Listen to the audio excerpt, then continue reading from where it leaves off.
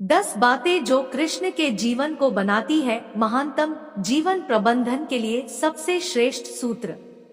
भगवान कृष्ण के जितने नाम हैं, उतनी कहानियां। जीवन जीने के तरीके को अगर किसी ने परिभाषित किया है तो वो कृष्ण है। कर्म से होकर परमात्मा तक जाने वाले मार्ग को उन्हीं ने बताया है। संसार से वैराग्य को सिरे से नकारा, कर्म का कोई विकल्प नहीं, ये सिद्ध किया। कृष्ण कहते हैं, मैं हर हाल में आता हूँ, जब पाप और अत्याचार का अंधकार होता है तब भी, जब प्रेम और भक्ति का उजाला होता है तब भी। दोनों ही परिस्थिति में मेरा आना निश्चित है। वैसे तो कृष्ण का संपूर्ण जीवन ही एक प्रबंधन की किताब है, जिसे सैकड़ों हजारों बार कहा सुना जा चुका है। कुरुक्षेत्र में 2 सेनाओं के बीच खड़े होकर भारी तनाव के समय कृष्ण ने अर्जुन को जो ज्ञान दिया, वो दुनिया का श्रेष्ठतम ज्ञान है। गीता का जन्म युद्ध के मैदान में 2 सेनाओं के बीच हुआ। जीवन की श्रेष्ठतम बातें भारी तनाव और दबाव में ही होती है। अगर आप दिमाग को शांत और मन को स्थिर रखने की कोशिश करें तो सबसे बुरी परिस्थितियों में भी आप अपने लिए कुछ बहुत बेहतरीन निकाल पाएंगे। ये कृष्ण सिखाते हैं। गीता पढ़ने से पहले अगर इसी बात को समझ लिया जाए तो गीता पढ़ना सफल हुआ। कृष्ण का जीवन ऐसी ही बातों से भरा पड़ा है, जरूरत है नजरिए की। उनका जीवन आपके लिए माइथोलॉजी का एक हिस्सा मात्र भी हो सकता है और आपका पूरा जीवन बदलकर रख देने वाला ज्ञान भी। आवश्यकता हमारी है, हम उनके जीवन से लेना क्या चाहते हैं। कृष्ण मात्र कथाओं में पढ़ाया सुना जाने वाला पात्र नहीं है, वो चरित्र और व्यवहार में उतारे जाने वाले देवता है।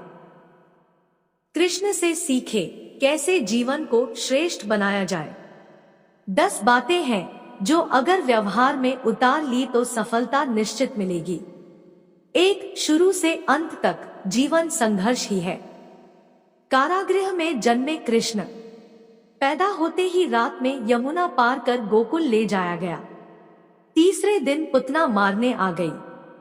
यहाँ से शुरू हुआ संघर्ष देह त्यागने से पहले द्वारिका डुबोने तक रहा। कृष्ण का जीवन कहता है, आप कोई भी हो, संसार में आए हैं तो संघर्ष हमेशा रहेगा। मानव जीवन में आकर परमात्मा भी सांसारिक चुनौतियों से बच नहीं सकता। कृष्ण ने कभी किसी बात की शिकायत नहीं की, हर परिस्थिति को जिया और जीता। कृष्ण कहते हैं, परिस्थितियों से भागो मत, उसके सामने डटकर खड़े हो जाओ, क्योंकि कर्म करना ही मानव जीवन का पहला कर्तव्य है। हम कर्मों से ही परेशानियों से जीत सकते हैं। 2. स्वस्थ शरीर से ही विजय है। कृष्ण का बचपन माखन मिश्री खाते हुए गुजरा। आज भी भोग लगाते हैं हम, लेकिन ये संकेत कुछ और है। आहार अच्छा हो, शुद्ध हो, बल देने वाला हो। बचपन में शरीर को अच्छा आहार मिलेगा तो ही इंसान युवा होकर वीर बनेगा। शरीर को स्वस्थ रखना है तो बचपन से ध्यान देने की जरूरत है। ये पेरेंटिंग के दौर से गुजर रहे युवाओं के लिए बड़ा मैसेज है।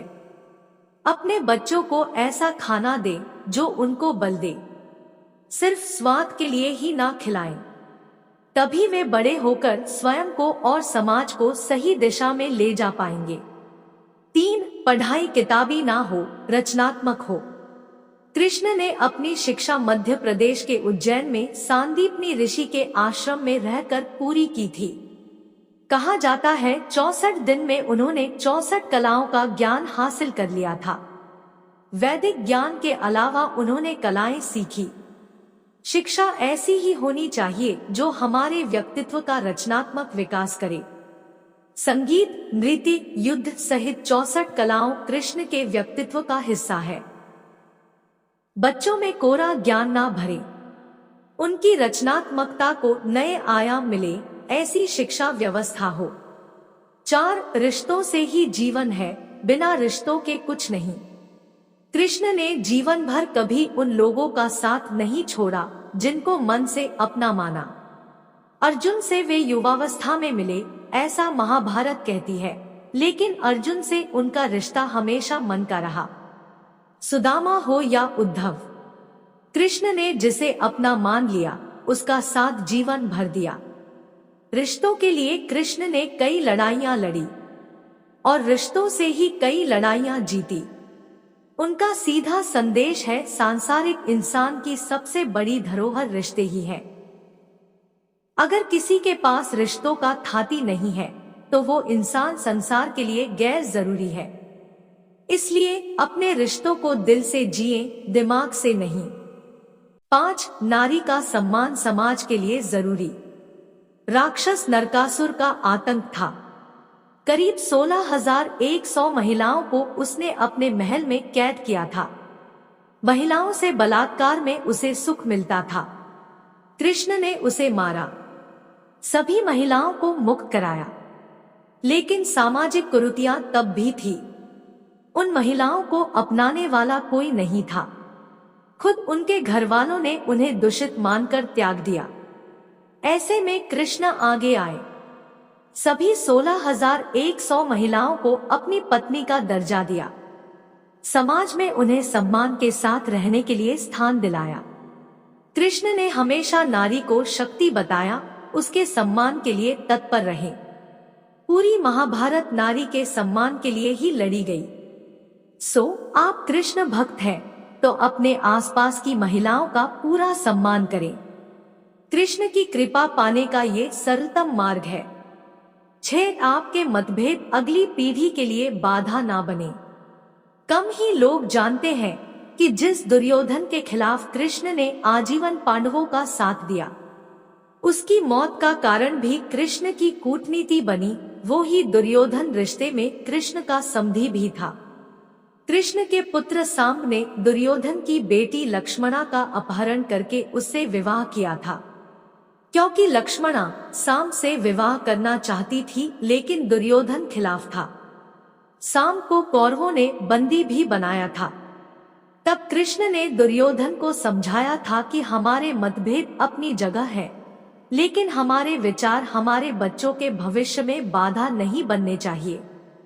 दो परिवारों के आपसी झगड़े में बच्चों के प्रेम की बलि ना चढ़ाई जाए।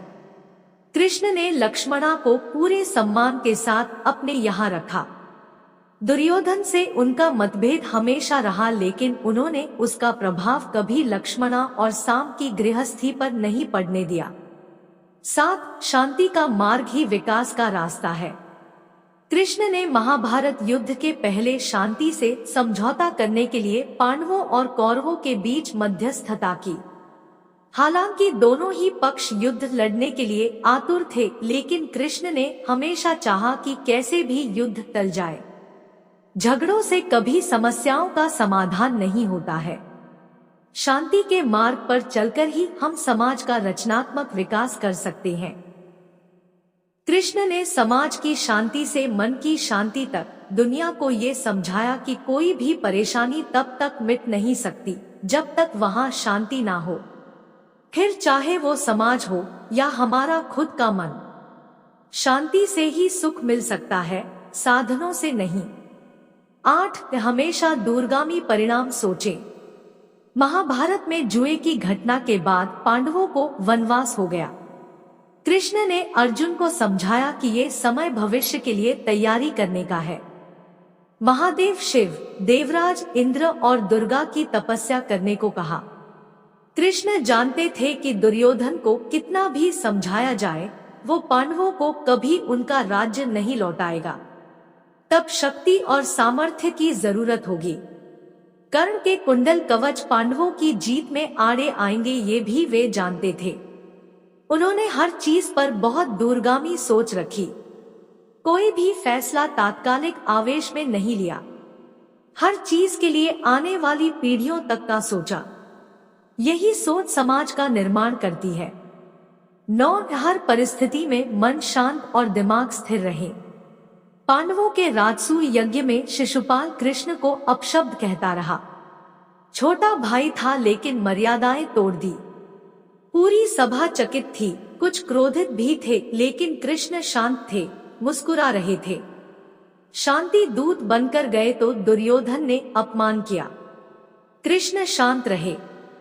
अगर हमारा दिमाग स्थिर है, मन शांत है, तभी हम कोई सही निर्णय ले पाएंगे। आवेश में हमेशा हादसे होते हैं, ये कृष्ण सिखाते हैं। विपरीत परिस्थितियों में भी कभी विचलित नहीं होने का गुण कृष्ण से बेहतर कोई नहीं जानता।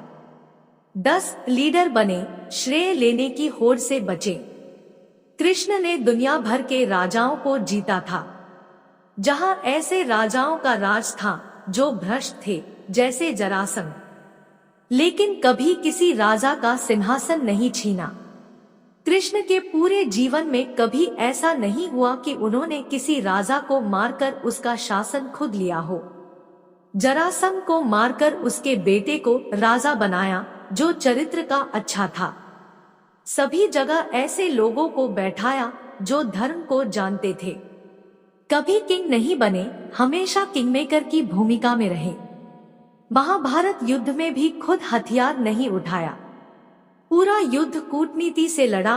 पांडवों को सलाह देते रहे, लेकिन जीतने का श्रेय भीम और अर्जुन को दिया।